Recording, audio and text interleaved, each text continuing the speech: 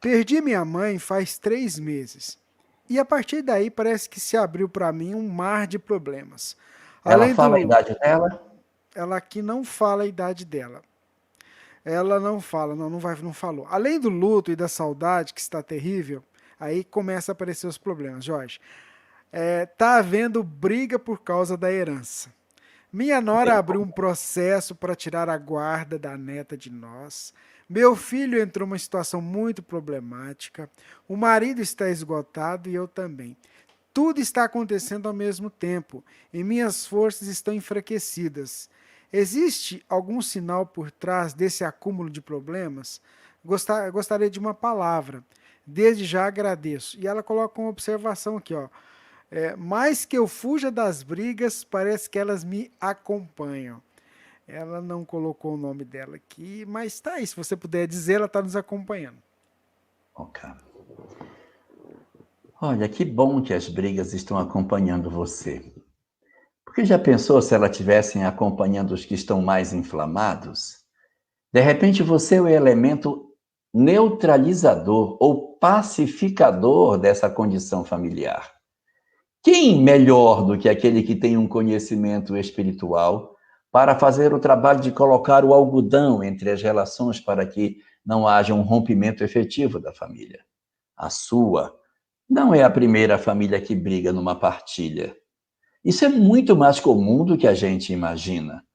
Você tem uma família que tem pai e mãe, ou tem só a mãe ou só o pai, e de repente a desencarnação do casal ou daquele que havia ficado promove um processo de briga pelo litígio em relação ao espólio do que essa família possui.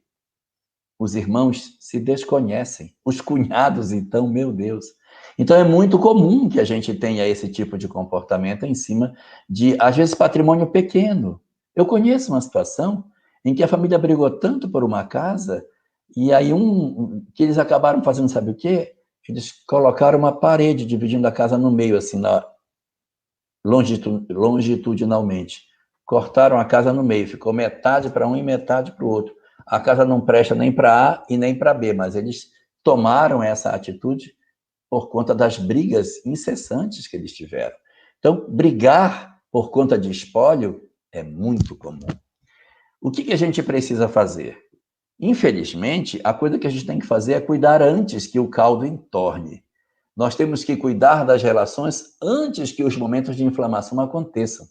Depois que a inflamação está aberta, que o tumor está purgando, é muito mais difícil você trabalhar algum tipo de tentativa de solucionar os problemas. E essa questão da neta que você está colocando, ela é muito comum, porque o objetivo aí nem é a menina em si, é o esgarçamento das relações. É porque há um rompimento dos laços de afeto e a maneira que eu tenho de provocar, de promover o processo de dor da família é mexendo nos pontos mais sensíveis, que são as crianças. A disputa pela guarda das crianças é sempre um instrumento que machuca muito determinadas pessoas e às vezes os outros se prevalecem dessa situação para exercer o seu processo de poder. Aí você pergunta o que fazer. Bem, o que fazer? A primeira coisa a fazer é revestir-se de duplo ânimo, você e seu marido.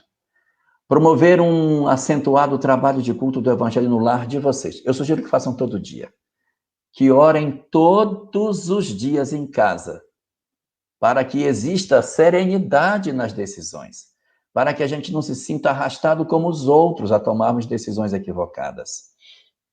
E lembrar o seguinte: nós sempre temos condições de melhorarmos as relações familiares. Talvez a gente não consiga resolver, mas nós precisamos dar o nosso contributo. O nosso papel não é resolver as questões que pertencem aos outros, mas entregar tudo o que a gente puder para resolver os dramas que a gente está atravessando. O objetivo da existência, na verdade, é simplesmente o quê? O exercício das virtudes. Quem sabe se, de repente, tudo que você conhece de doutrina espírita, tudo que você viveu, todo o conhecimento que você acumulou, não é para esse momento que você está passando. Às vezes a gente acha que a doutrina espírita nos chegou de forma graciosa para que a gente viva num local lindo, saltitando por um jardim colorido, colhendo as margaridas e oferecendo para os espíritos superiores. Não é verdade. Nós vivemos num mundo de provas e expiações, e se essa informação nos chega até nós, não tenha dúvida, nós vamos ter que utilizar dessas ferramentas para tratar feridas nossas e dos outros.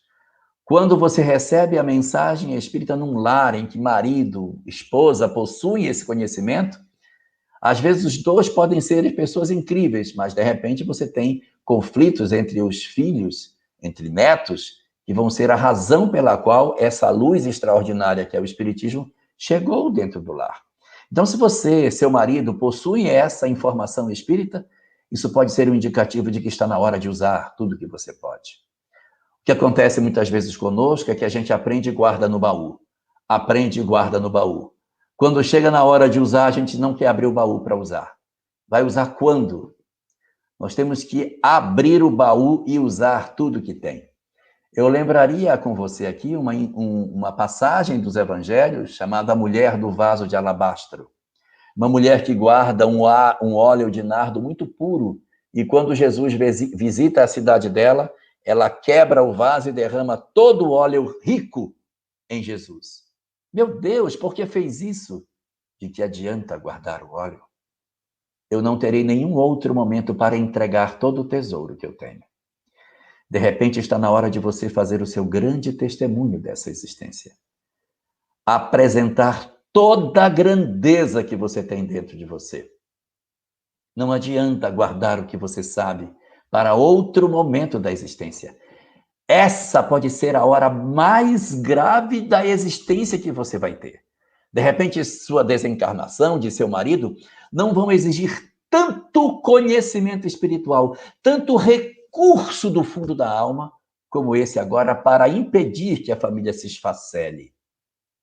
É preciso, portanto, que a gente consiga fazer isso. Mas como que eu vou fazer? Está muito inflamado. Visite cada um particularmente.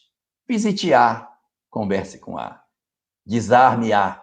Visite B, converse com B. Visite C, visite D. Não tente fazer assim, vamos fazer uma reunião dos irmãos para resolver. Não vai dar certo. As pessoas vão se agredir e você vai dizer, gente, não tem condição. Mas você, sendo o elemento mediador, você ouve um e tenta negociar. Aí vai com olha, fulano está disposto a fazer uma concessão. E aí você vai desarmando o outro, de maneira que quando você sentir que já pode, aí você vai juntando dois. Não procure sair do todo para a parte, saia da parte para o todo. Visite cada ponto de inflamação individualmente. Veja por onde é mais fácil começar. Procure aqueles que estão mais fáceis, porque à medida que você vai ganhando adesões, você vê, o irmão menos inflamado é aquele, eu vou visitá-lo, mas não pode falar mal dos outros. Vou tentar cooptar esse para ser também comigo o aglutinador. Aí você consegue desarmar o primeiro e esses dois vão trabalhando, vão trabalhando.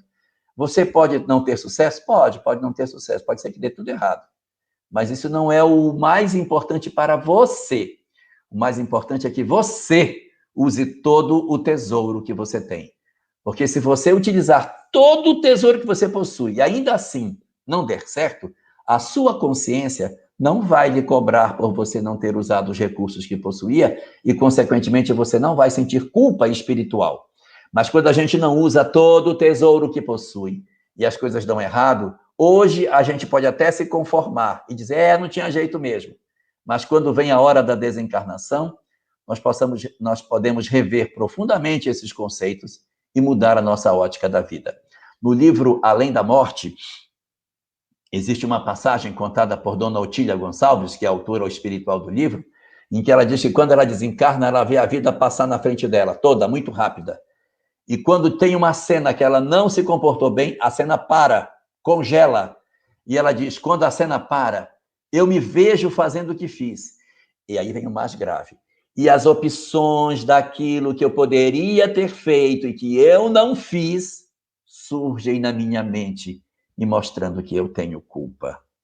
Então, se a gente passa e encontra dramas em que eu fiz tudo o que eu podia, mas não deu, meu irmão não quis, minha cunhada não aceitou, nós não levaremos essas dores para o mundo espiritual. Então, use tudo que você puder. Faça o evangelho diariamente. Confie em Deus e faça a sua parte. E deixe que Deus faça dele.